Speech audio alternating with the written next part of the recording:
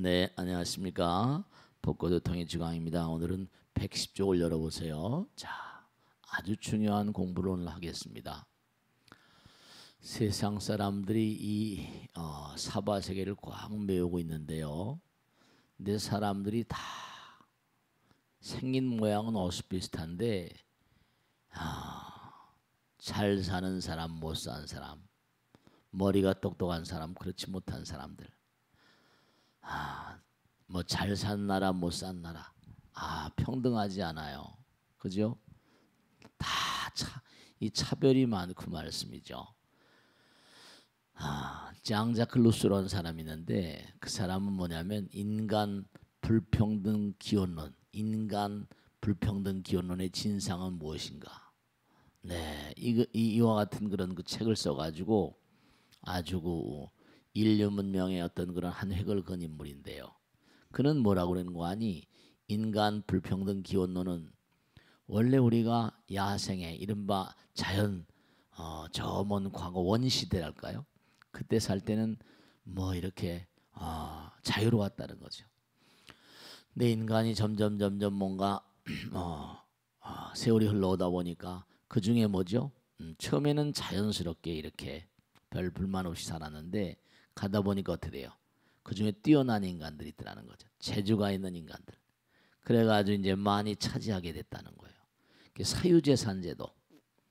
그게 뭔가 사유재산제도를 갖게 되면서 많이 쌓은 사람, 그렇지 못한 사람들이 생기니까 결국 불평등하게 됐고, 그 불평등한 사회는 뭔가 하니 다수의 힘으로 뭐죠? 사회를 변혁시키는 것이 가하다. 그래가지고 불평등을 해소하기 위해서 혁명이라고 하는 그런 그 말을 쓰게 됐다니까. 뒤집어 엎어야 된다.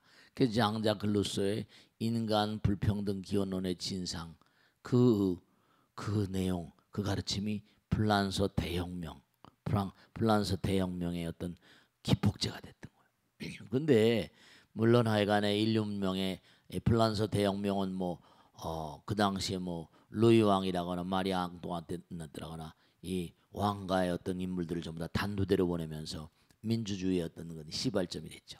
물론 대단히 중요한 사건입니다. 그런데 중요한 건 장자크 루소가 불교를 몰랐잖아요. 그죠? 중요한 것은 왜 인간이 불평등한가? 거기 한 절만 1절만 딱 읽어보겠습니다. 세존이시여 저는 또 여쭐 말씀이 있습니다. 무슨 인연으로 저 중생들은 다 같이 사람의 목숨을 받았으면서도 높고 낮은 차이가 있고 단정한 이와 그렇지 못한 차이가 있습니까? 또 단명한 자, 장수한 자, 다병한 자, 무병한 자, 위덕이 있는 자, 위덕이 없는 자, 비천한 자, 존귀한 자, 재물 있는 자, 재물이 없는 자, 악지자와 선지자 등의 차별이 있습니까? 그렇게 물었습니다. 그랬더니 뭐냐면 저 중생들은 각자의 행한 업으로 인하여 그 보를 받느니라 그랬어요. 우린 불평등해요. 인간 불평등. 근데 불평등한 가운데 정말 꼭 생각할 게 우리 마음자리 가운데는 평등한 성품이 있어요. 평등성 중에 무피차라. 불평등한 세상 가운데도 뭐라? 마음 가운데는 누가 계세요? 부처님 계시잖아요. 우리의 마음 가운데 누구나가 다 부처님 계신 거예요. 불평등한 인생이에요. 세상이 불평등합니다. 그런데 뭐냐면 그 불평등한 것은 자기가 과거생에 뭔가 하니 노력을 덜 한 거죠. 부처님 말씀대로 제대로 살지 못하다 보니까 그런 결과가 온 거예요. 그러니까 뭔가 하니 불평등한 가운데서도 다시 한번 자기를 돌아보면서 이른바 우리 모두의 마음 가운데는 평등성 중에 무피차라 평등한 성품이 있거든요. 그러니까 우리가 삶을 도모하면서 정말 중요한 게 하나 있는데요. 그것은 뭐냐? 이 불평등한 세상을 중요한 겁니다. 어떻게 하면 우리 마음 가운데 평등한 부처님 마음이 계시니까 불평등과 평등의 조화랄까요? 나름대로 부처님 말씀을 공부한 사람들은 뭐라 그래요? 회향이란 말을 쓰잖아요. 나의 공덕을 많은 사람이 회향합니다. 많이 베푸는 거죠. 그러니까 그렇게 베풀므로 인해서 또 되죠. 점점 마음의 영토가 넓어지고 그런 사람들은 부처님이 다 점수를 매겨요. 여러분들 이렇게 나오셔서 공부하는 것도 다 이게 점수가 들어가는 거예요. 그러니까 우리가 어떻게 하면 이 불평등한 세상, 정말 불평등해요. 그잖아요. 아까 불평등 속에 뭐라? 평등. 가진 자들이 진짜로 그래요. 많이 가지고 있고 돈을 많이 벌었다. 그럼 뭐라? 많이 또 좀 베풀 줄 알아야 되는데 그게 안 되거든요. 인간은 한없이 갖고 싶어 하잖아요. 그러니까 보수니 진보니 뭐 이렇게 얘기하는데 참 정말 그러니까 갑질이란 말 하잖아요. 그죠? 뭐 흙수저란 말 하고 말이죠. 가진 자들이 뭘 가지고 뭐 베라벨 거 뭐 빵집까지 다 해버리고 이러니까 욕심이 한도 끝도 없으니까 돈을 버는 거 아니에요. 그래 안 그래요? 베풀 줄 몰라요. 그러니까 드디어 뭔 거 아니에요. 그렇게 많은 다중들의 호응을 받는 어쩐 사람이 저렇게 등장해 가지고 또 뭔 거 아니. 점점 뭔 거 아니. 그러니까 불평등 속의 평등. 이게 이제 우리가 사는 이 시대, 이 사회의 크나큰 과제라니까. 근데 가진 자들에게 뭔 거 아니 자꾸 뺏어가는 거니까 같은 거니까 싫어하겠지 뭐겠죠. 보수 진보 이렇게 하는데 어쨌든 부처님 가르침의 핵심 바로 뭐냐면 불평등한 세계를 어떻게 하면 평등하게 할 것인가. 그런 역할을 하는 사람들 누구라고 그래요? 그런 역할하는 사람을 보살이라고 그러잖아요. 보살. 위대한 용기와 신심을 바탕으로 해서 모든 유정 중생들을 열반의 세계에 이끈 영웅이다. 그러니까 장자크 루소는 말이죠. 루소는 그런 점에 있어서는 말이죠. 우리가 생각할 게 많이 있어요. 물론 그가 불교를 몰랐다 하더라도 너무 불평등하다. 사유재산 제도 때문에 너무 뭔가 많이 가지고 있는 인간들이 있다. 그럼 어떻게 하냐? 무슨 뭐 귀족이라거나 왕족이라거나 무슨 그런 무슨 자산을 많이 가진 인간들 있다. 사유재산 제도로 해서. 그들이 뭔고 하니 많은 다중들을 압도하고 착취하고 이러면 된다. 만인에 대한 만인의 투쟁이다. 뭔가 뒤집어 엎어야 된다. 그래서 불란서 대혁명이 일어난 거예요. 혁명은 피를 보르니까 참 말이죠. 안타깝긴 하지만 네. 어쨌든 간에 많은 사람들이 살기 좋은 나라, 남북이 좀 평화로운 나라, 그렇게 됐으면 참 좋겠는데 이 불평등 기원의 어떤 그런 진상은 뭐냐면 우리가 있잖아요. 정말로 노력하는 자들. 그러니까 안타까운 건 뭐냐면 노력하지 않고도 먹으려는 자들, 이런 자들은 또 곤란한 거죠. 어차피 말씀이죠. 우리가 부처님 되기 전까지는 열심히 노력한 자들은 당연히 뭐라 지혜와 능력이 뛰어날 수밖에 없죠. 10명을 같이 이렇게 한 방 안에 앉혀놓으면요 얼마 있다 보면 거기에 판가름이 우열이 판가름 나야 안 나요? 금방 판가름 나요. 근데 이제 이른바 말하면 그렇게 뭔가 자기가 능력이 있는 자들은 그 능력을 이용해서 뭔가 많은 사람들에게 보탬이 되는 삶을 살았는데 남은 잘 먹고 잘 산다 이래버리면 이건 얘기가 안 되는 거죠. 이래버리면 안 되는 거죠. 그래서 불교는 뭐라 회향이란 말을 많이 쓰죠. 회향이란 말을. 어쨌거나 간에. 그러니까 그동안에 지금 여러 가지로 많이 쌓여 있는 게 안타까운 게 한두 가지가 아닌 게 정말로 말이야. 청년 실업의 문제. 그죠? 먹고 살기가 너무 팍팍해요. 힘들어요. 너무나 많은 젊은이들이 직장을 못 얻고 있고 또 나이가 50만 되면 직장에서 뭐라 나와야 되고 근데 수명은 뭐라 점점 길어지고 어떻게 살 것이냐. 흑수저니 뭐니 해가지고 중요한 건요. 엊그제 무슨 어떤 보도에도 나왔지만 뭐 그래가지고 무슨 뭐 헬지옥에서 뭐 대한민국을 떠난다. 어디 가도 마찬가지예요. 어디 가도 지구에 어디 가도 어느 나라나 무슨 미국이란 나라도 지금 뭐라 트럼프가 들어서 똑같은 거예요 지금요. 잘 산 나라면서도 계속해서 뭐 다른 나라 막 압박하고 말이야. FTA니 뭐니 말이야. 그러니까 어쨌거나 간에 능력 있는 자들은 그래서 뭔가하니 부처님께서 항상 하신 말씀이 여몽환 보영 여러 역전이라 인생이 전부 다 어떻게 보면 뭐죠? 네, 무상하게 흘러가요. 따지고 보면 모든 게 다 이게 순간순간 변해가잖아요. 있는 것 같지만 뭐죠? 여기가 앉아 계신 분들도 앞으로 50년 뒤까지 살아 계신 분들은 젊은 분들밖에 안 계실 거야. 다 간담 사라져가요. 물거품 같은 인생이라고 그러고. 물거품이 뭐예요? 풍선 같은 인생이지. 정말로 거품 같은 인생이라고. 그러니까 정말로 우리가 어떻게 하면 그러면 수명 장수하는가? 남들을 뭐라? 남들을 뭔가 오래 살 수 있도록 남들의 생명을 함부로 하고 살생하고 막 이래버리면 어떻게 돼요? 자기 목숨으로 갚아야 돼요. 거기 다 나오잖아. 오늘 아주 중요한 게 나오는데 무슨 인연으로 하여 수명이 긴가? 이른바 말하면 무슨 인연으로 하여 수명이 짧은가? 살생을 하게 되면 당장 수명이 짧죠. 그러니까 참 안타까운 게 하나 있는데 뭐 AI 바이러스 해가지고 지금 우리가 또 육식을 많이 하잖아요. 근데 언젠가도 말씀드렸죠.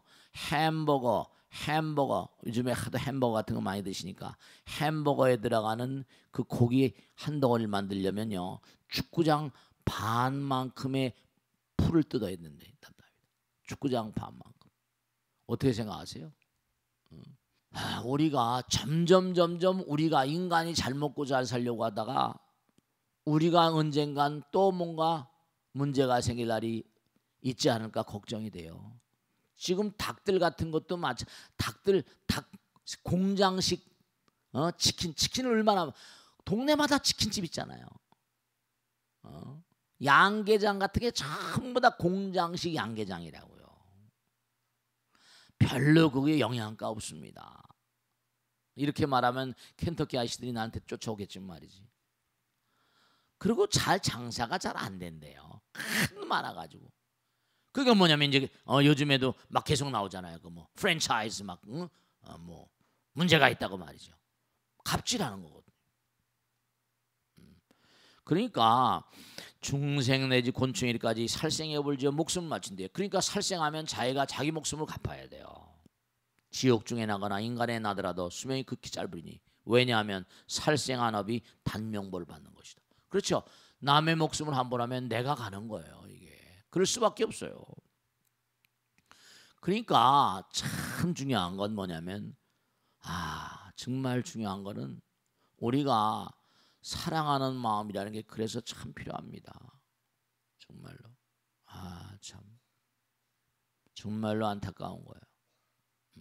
이게 다 그런 거예요. 수명이 긴 건 당연하겠죠, 그죠?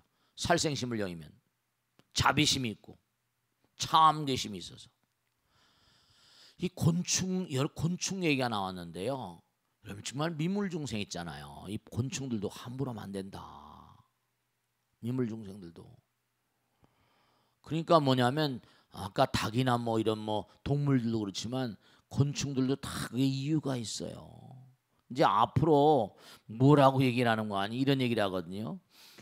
사람들이 뭐냐면 점점 이제 단백질 공급원으로 이제 메뚜기 같은 거 뭐 옛날에 우리 어렸을 때 메뚜기 많이 볶아 먹었지. 그때는 뭐냐면 논판에 가면 메뚜기가 많이 있습니다. 그럼 잡아다가 이제 많이 구워 먹고 한 적이 있습니다만 이제 앞으로 인류가 단백질 공급원으로 뭐냐면 인류가 늘을 거 아니에요. 사람이 많이 늘어날 거 아니에요.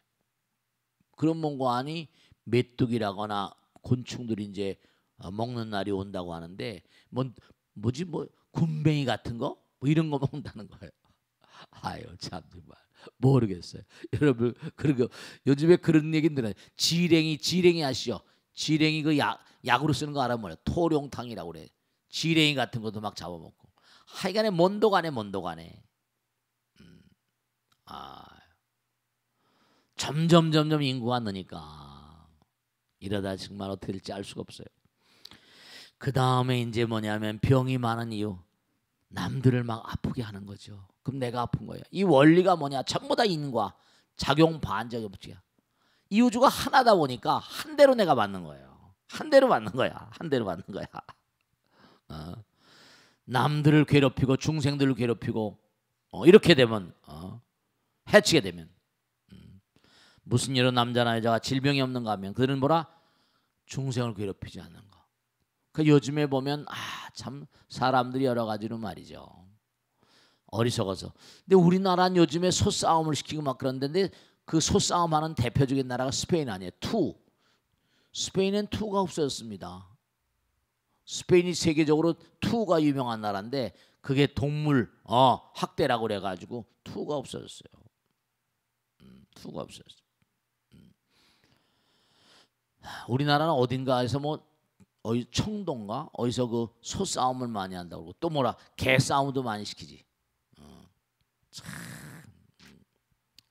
그러니까 중생들을 괴롭히게 되면 자기가 괴롭혀진. 그러니까 진짜 중요한 게 남에게 한 대로 내가 받는 거야. 남에게 한 대로. 건강하고 무병장수하려면 정말 남들을 건강하게 많은 생명체들을. 요즘에 애완동물 뭐 강아지 같은 거 애완동물 뭐 천만 시대라고 그러잖아요. 그죠? 애완동물을 그렇게 많이 그렇게 키운다는 거예요. 그러니까 왜냐하면 외로우니까 그럴지도 모르겠지. 근데 그러다가 강아지가 말 안 들으면 그냥 갖다 버리잖아. 유기견이라고 그러지. 그것도 보통 문제가 아니야. 강아지들도 다 알아요 몰라요. 그 뭐 나쁜 강아지는 없다. 뭐 나쁜 동물 없다. 그래 텔레비에 나오는 걸 하루 보니까 그 젊은 친구가 말이죠. 개들도 다 안다는 거 아니에요. 나쁜 개는 없다 이렇게 나오더라니까. 마음을 다 알아요. 그들도 어쨌든 간에 과거생에 지옥하게 축생해서 다 이렇게 기어 올라온 건데. 그러니까 자기가 좋다고 그러다 그냥 갑자기 갖다 버려버리고 말이에요. 근데 그 애완동물 키우는 분들한테 제가 한 말씀 드리고 싶은 게 있는데 뭐냐면 애완동물을 너무 키우다 보면 정이 들어가지고 어떤 문제가 보니까 그 강아지가 죽어버리니까 정신을 못 차리더라고. 흡사 자기 혈육이 죽은 것처럼. 그것도 문제야. 지난번에 보니까 무슨 저 어디 갔다 온 게 애견 수제 간식, 애견 강아지 수제 간식이라는 그 만들어 파는 가게도 있대. 그게 뭐야? 수제가 안 들어가 봤는데 차 타고 가다 보니까 손으로 뭐 강아지 간식을 만들어 주나 보지? 강아지가 호사야. 지난번에 우리 사무실에 강아지 데렸더니 뭐 다 구두도 신기고 핸드백도 차고 막 잠바도 입히고 뭐 그냥 완전히 막 아주 그냥 막 별의별 게 다 했더라고. 그러니까 중요한 건 잘 키우다가 그 다음에 돌아가실 때 말이죠. 잘. 그것도 어디 그 강아지들도 돌아가시면 다 그렇게 그 장례 치워주는 그런 우리도 그런 데가 있지. 우리나라에 그런 데 있지, 그지? 그데 갖다 맡기면 되잖아. 그냥 버리지 말고. 자, 강아지 동물들 장례식 말이야. 그 다음에 정말 요즘에 이제 용모. 참. 그러니까 여러분을 정말 제가 꼭 당부드리는데 여러분들이 왜 얼굴이 예쁜 건 좋긴 좋잖아요. 근데 외모가 좀 이렇게 약간 좀 뭔가 자기가 보더라도 좀 미안하게 생긴 그런 분들 계시잖아. 외모가 약간 미안한 분들 그런 분들은 전부가 다 자기 어떤 업보 때문에 그런데 너무 괴로워하지 마시고 참여하는 마음으로 다른 자기의 좋은 점을 좀 생각해봐. 무슨 얼굴이 밥을 먹여줍니까 떡을 먹여줍니까? 뭐 용모가 이쁘면 좋긴 하지만 말씀. 그 다음에 이제 이른바 말하면 덕 있는 사람, 덕이 없는 사람 여기 다 나오잖아요. 그 그 분명히 말씀입니다. 남이 잘 되는 걸 박수 쳐준 사람, 그 사람도 참 공덕 쌓는 사람, 덕 있는 사람입니다. 남이 잘 되는 걸 시기하고 질투하고 이거 절대로 이거 좋지 않습니다. 남이 부처님 말씀에도 남이 잘 되면 박수 쳐주는 거 있죠. 박수 쳐주는 것만으로도 공덕이 된다고 그랬어요. 열악발고라 남들이 고통스러울 때 뭔가하니 그 고통을 내가 대신 등짐 져주고 남이 뭔가하니 고통스러울 때 정말로 등짐 져주고 남은 잘 될 때 뭐라 박수 쳐준 사람들 그런 사람들이 정말 부처님 사람이고 공덕주라고 그랬어요. 거기 나오잖아요. 무슨 이유로 해서 남자나 여자가 덕이 있는가 하면 그들은 질투심을 품지 않고 중요한 건 뭐냐면 남이 공양하거나 공양을 받는 것을 보거나 소유한 물건을 정말로 질투하지 않아. 그들이 소유한 물건, 그들이 잘 나가면 잘 나간 대로 박수 쳐주고 그래. 질투하지 않나니. 그러니까 남이 잘 되는 걸 절대로 싫어하지 마세요. 남이 잘 돼야지 내가 뭐 콩고물이라도 얻어먹을 거 아니야. 주변 사람이 다 나빠봐. 나한테 와서 잠깐만 뭐 달라고 그러면 좋아 나빠. 그렇지. 남이 다 잘 돼야지 나도 뭐 얻어먹을 게 있을 거 아니야. 근데 이상하게 사람들은 남이 잘 되는 걸 싫어하더라고. 뭐 사춘이 땅을 사면 배가 아프다 그랬나? 실제로 배가 아프대요. 그게요. 남이 잘 되는 거. 사춘이 형제가 아니잖아. 그래 안 그래? 대단히 가까운 인척이라고. 사춘이 땅을 사면 뭐라? 배가 아프다. 참 나쁜 거야. 좋지 않은 겁니다. 나쁜 거야. 그 벌써 덕성스러운 사람들 인상이 다 너그럽잖아요. 너그럽잖아요. 언제 어느 곳에 어떤 상황이 가더라도 남들에게 덕되는 삶이 돼야 된다. 남들에게 해되는 삶을 살면 안 된다. 정말로 덕되는 인간이 돼야 돼. 어디 가서라도 항상 뭔가 하니 남에게 뭔가 덕이 되고 복이 되는 그런 존재들이 돼야지. 여러분 생각이 어때요?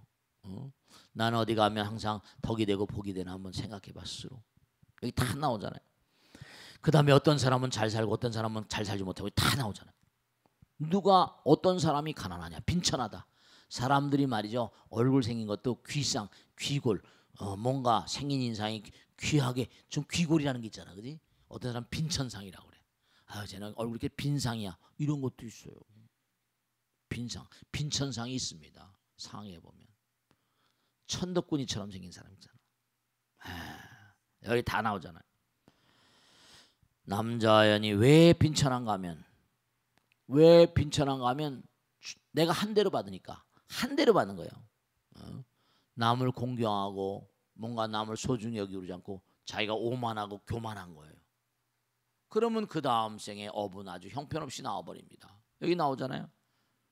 그들은 교만하고 오만하여 공경하리를 공경하지 않고 공양하리를 공양하지 않고 귀중해야 할 것을 귀중해하지 않으며 정말로 받들 것을 받들지 않으므로. 진짜 여러분 이걸 하셔야 된다. 이렇게 법당에 나오셔서 부처님 전에 삼배라는 것도 큰 공덕이에요. 여러분이 물론 무슨 뭐 집에서 벚꽃대통 보시는 것도 중요하고 하지만 여기 벚꽃대통 나올 때마다 부처님 계실 때 집에서도 절하세요. 진짜입니다. 왜냐하면 받들 것을 받드는 사람이 인상이 뭔가 하니 내 도누해지기 때문에 남들이 뭔가 하니 그 사람은 뭐라? 내가 한 대로 받는 거니까 남들이 받드는 그런 인상이 돼버립니다. 그런 걸 하셔야 돼요. 교만하고 오만하면 내가 누군데 이러니까 뭐라? 네가 누구긴 누구야 이렇게 되는 거죠. 여기 다 나오잖아요. 왜 존귀하게 태어나는가 하면 교만과 오만이 없고 남을 공경하고 공양하리를 공양하고 부처님 전에 공양하는 거죠. 귀중하여 받들 것을 받들므로 부처님을 잘 받들어요. 그러니까 우리가 받들 사람들, 받들 존재들 있잖아요. 우리에게 하나님 생각해 보세요. 하늘에 태양을 주시고 공기를 주시고 우리에게 비도 주시고 모든 걸 다 또 주시면서 우리를 뭔가 이렇게 살게 해주신 부처님께 감사한 마음으로 항상 고마운 마음으로 그렇게 예경 올리는 게 당연하잖아요. 그럼요. 중요한 건 우리가 모두가 다 부처님 덕분이에요. 감사한 마음으로 사셔야 돼. 빈천상이 되면 안 돼. 귀상이 되고 귀격이 돼야 돼. 얼굴도 귀하게 생긴 사람 있잖아. 정말로. 네, 그렇습니다. 다 나오잖아요. 또 어떤 사람이 재물이 많은가 또 나오잖아요. 재물이 많은 사람들은 뭐라? 여기 나오잖아요. 시주가 되고 보시를 행하여 사문들에게 베풀기를 즐겨하나니 여기 다 나오잖아요. 많은 사람들이 베푸는 거. 그러니까 생각해 보세요. 여러분이 한 푼 두 푼 시주하는 그런 그 시주금으로 이 법당도 이렇게 웅장한 법당을 지었잖아요. 나라 안에서 우리 능인선언만한 법당이 없습니다. 서울 시내를 다 뒤져봐도 전국적으로. 그러니까 중요한 게 뭐냐면 그게 한 푼 두 푼 자기가 뭔가 시주한 것으로 모아가지고 이걸 지었잖아요. 대불림도 모시고 전국에서 계속해서 순례표를 온다고요. 그 얼마나 기가 막혀요. 많은 사람들에게 큰 공덕주가 되는 거죠. 그러니까 이게 다 말이죠. 생각해 보세요. 이 다음에 언젠간 여러분이나 저나 저도 떠나가요. 그런데 그 다음에도 누군가가 뭐라 또 이 절에 계시고 그러면 또 많은 신도들이 와서 예경하고 세세생생 그렇잖아요. 뭐 해인사다, 불국사다, 통도사다 선조님들이 다 만들어 주셨잖아요. 그 불교가 지금 이렇게 명맥을 유지하고 있잖아요. 우리 선조님들이 다 만들어 왔으니까. 그러니까 다 이게 말이죠. 지은 대로 다 받는 거예요. 그러니까 여러분들이 잘 되고 못 되는 게 다 자기 공덕이라니까. 그걸 아셔야 돼요. 왜 가난한가? 가난한 이유는 또 거기 나오잖아요. 시주가 되지 않고 보시를 행하지 않고 사모니나 스승들에게 고독한 사람들이 와서 뭔가 이렇게 베풀길 권해도 뭐라 여기 음식이라거나 의복 화만 다 이거 베풀지 않은 까닭이다. 뭔가 자꾸만 세상 사람이 베푸는 마음 그런 마음들이 되셔야 돼요. 정말로 말씀.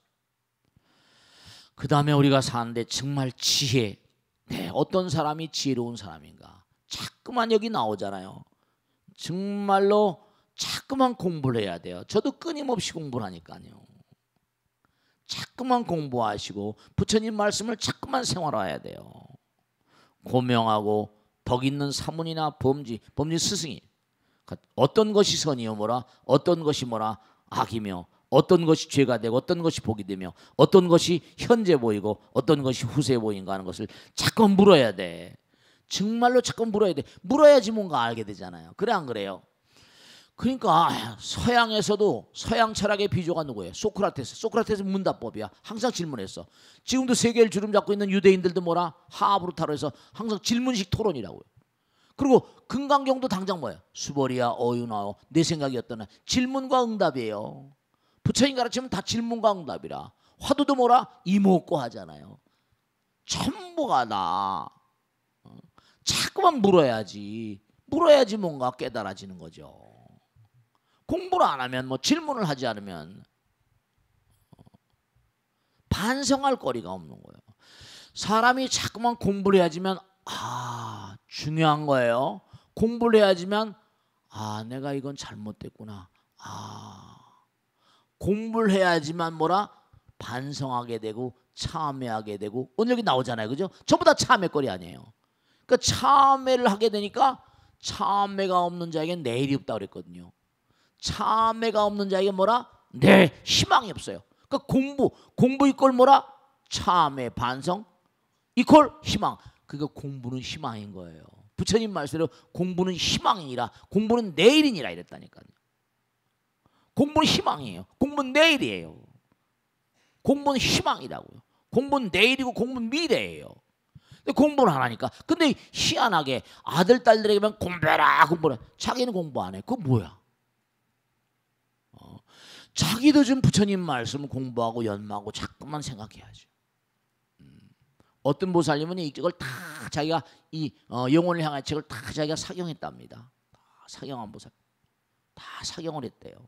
이게 경전인데 뭐 그래. 사경해도 100번 1000번 지당하지. 다 사경했대. 공책에 다. 그러니까 참 여기 다 나오잖아요. 무슨 여러 남자와 여인이 착한 지혜가 있느냐면 그들은 뭐라? 자주 고명하고 유독한 사문이나 범죄를 찾아가서 자꾸만 무엇이 선이고 무엇이 악인가 자꾸만 묻는 겁니다. 자꾸만 공부해야 돼요. 공부는 뭐라? 희망이다. 공부는 뭐라? 내일이다. 공부는 미래예요. 아주 중요한 거예요. 그러니까 오늘 공부한 내용은 뭐냐면 다음 시간엔 또 이제 구체적으로 들어가겠지만 다음 시간에 그 다음 수업 하겠는데 중요한 건 뭐냐면 여러분 이거 꼭 하셔야 된다. 정말로 불평등한 이 세상. 근데 우리 마음 가운데 뭐라? 평등한 마음이 있잖아요. 부처님 계시잖아요. 그러니까 저가 아무리 뭔가 지금 어려운 과정 가운데 있다 하더라도 뭐예요? 그들의 마음 가운데 부처의 마음이 있다 없다? 그러니까 내가 지금 뭔가 가지고 있는 거, 능력 있는 거 이런 것으로 뭐라 상대방에게 뭐요? 네, 베풀고 펼치는 그런 마음이 회양심이고 그런 사람들이 성불의 길을 가는 사람이고 그런 사람이 뭐라 부처님의 사랑을 받는 사람이에요. 그리고 지금 금방 말씀드린 대로 공부는 뭐라 희망이다. 공부는 내일이다. 공부는 미래다. 이렇게 생각하시고 항상 공부하는 마음을 잊지 마셔야 돼요. 아시겠죠? 자, 여기서 모두 마치겠습니다. 대단히 감사합니다. 고맙습니다. 수고하셨습니다.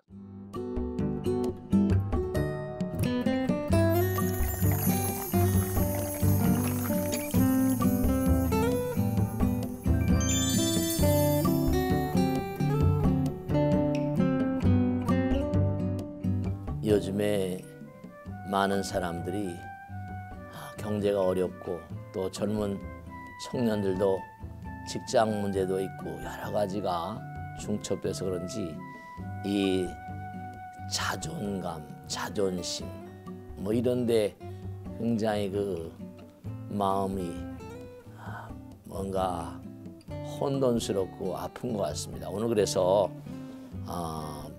뭔가 나는 좀 행복하다 뭐 이렇게 생각하는 분들보다 나는 좀 뭐 사는 게 여러 가지로 어렵고 불행하다 이렇게 생각하시는 분들이 많은 것 같습니다. 그래서 뭐 여러 가지 이유가 있겠죠. 표면적으로 뭐 취업이 안 돼서 그렇거나 또 사랑하는 사람들과 헤어져서 그렇다거나 여러 가지 문제가 있을 겁니다. 또 뭐 우울증 등등 해서 그래서 오늘은 그 마음 가운데 이 자존심, 자존감이라는 건 뭘까? 또 자신감이라는 게 뭘까? 이런 자기 스스로 마음 가운데 펼쳐지는 어떤 세계에 대해서 우리가 한번 또 얘기를 나누고자 합니다. 오늘 또 훌륭한 불자님들 모시고 이렇게 반갑습니다. 반갑습니다. 네, 오늘 좋은 시간 되도록 기도드리겠습니다. 자존감에 대해서 평소 뭐 하고 싶은 말씀이 계시거나 또 궁금한 점 계시면 한번 오늘 또 시청자분들 위해서 좋은 시간이 됐으면 좋겠습니다. 누가 한번 먼저 시작해 보실까요? 네. 자존감이 자신감이나 자존심과는 다른 말이라고 하더라고요. 네네네. 자존감이 정확한 의미부터 좀 짚어봤으면 좋겠습니다. 네. 이 자존심 하면 많이 쓰이는데 자존감 그러면 좀 뭔가 좀 낯선 단어 같은데 그게 아니고 우선 근본적으로 좀 차이가 있는 단어들이에요. 왜냐하면 자존심 그러면 나 자존심 상해 이러잖아요. 그죠?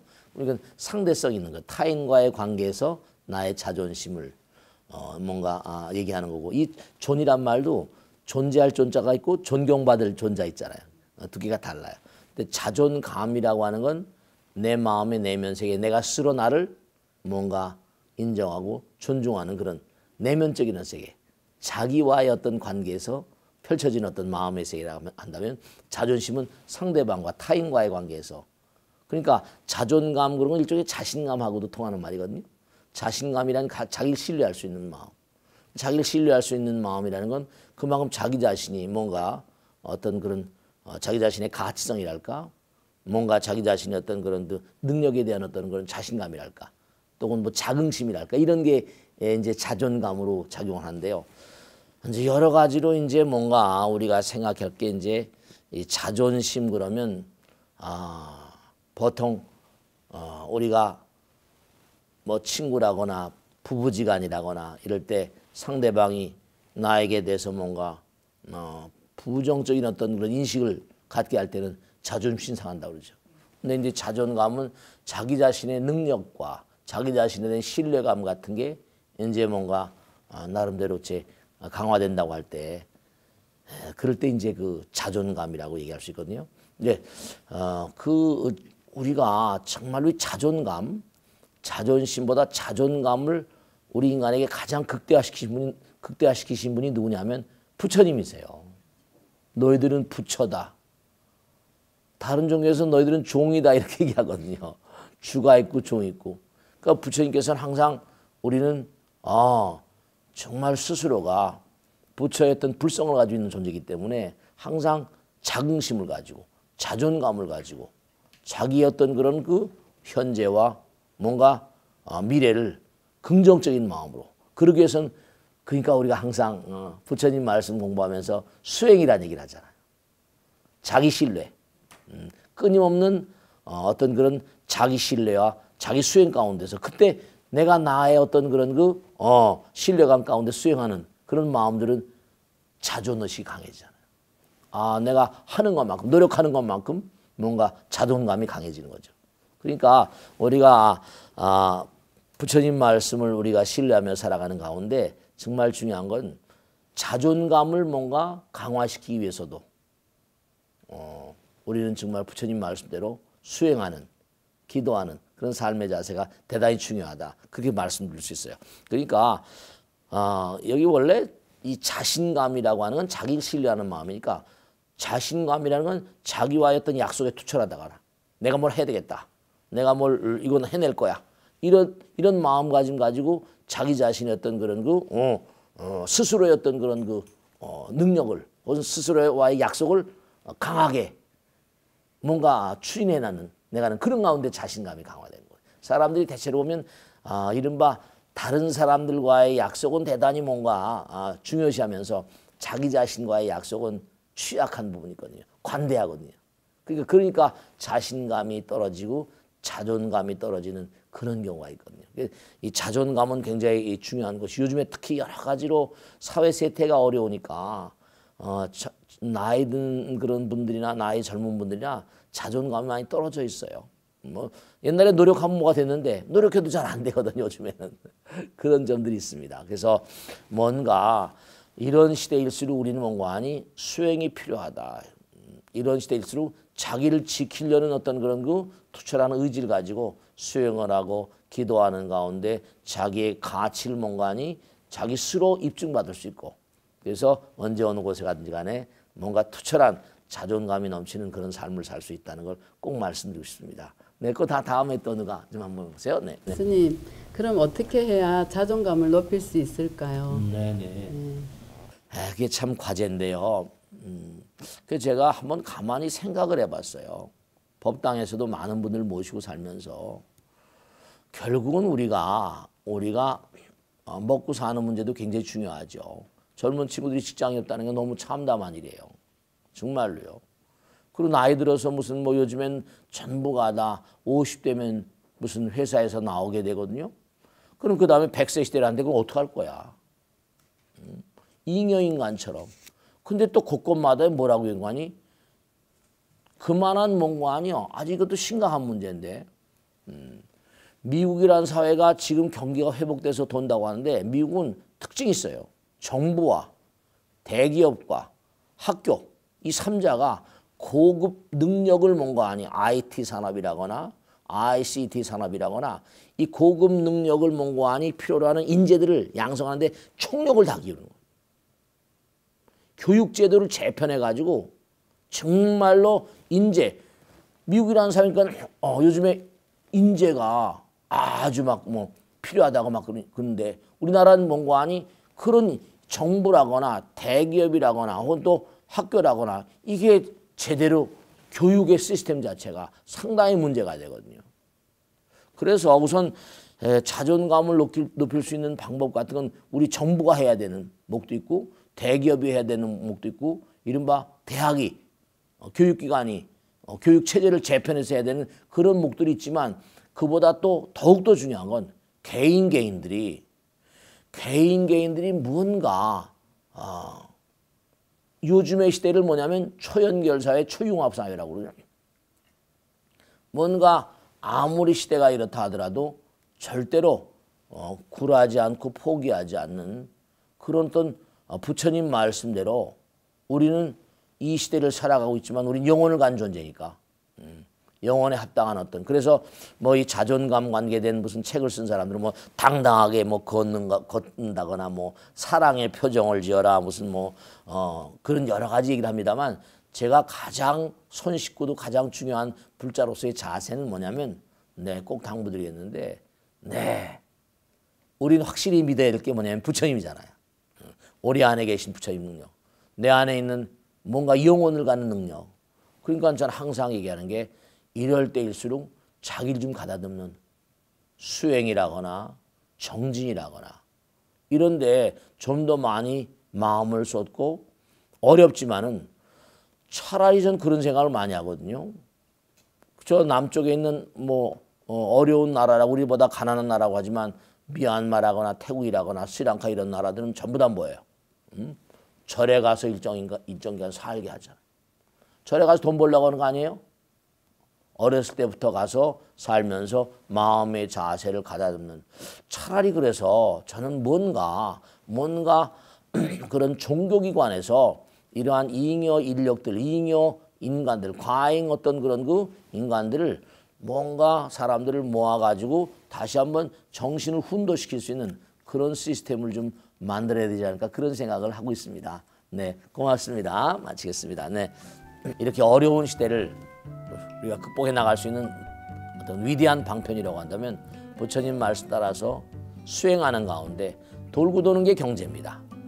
또 이렇게 바닥을 치다 보면 또 올라가게 돼 있는 게 경제니까 그때 내가 뭔가 다시 한번 다져지고 단단한 부처님 마음으로 수행된 마음으로 또 뭔가 열심히 인생을 항해할 수 있는 그런 존재로 만들어가는 자존감을 강화시키는 그런 불자들이 되기를 당부드립니다. 그리고 항상 이 현재 이 순간 최선을 다해서 열심히 기도하고 수행하시는 분들이 되시길 간절히 당부드립니다. 마치겠습니다. 고맙습니다. 감사합니다. 네, 고맙습니다. 감사합니다. 네.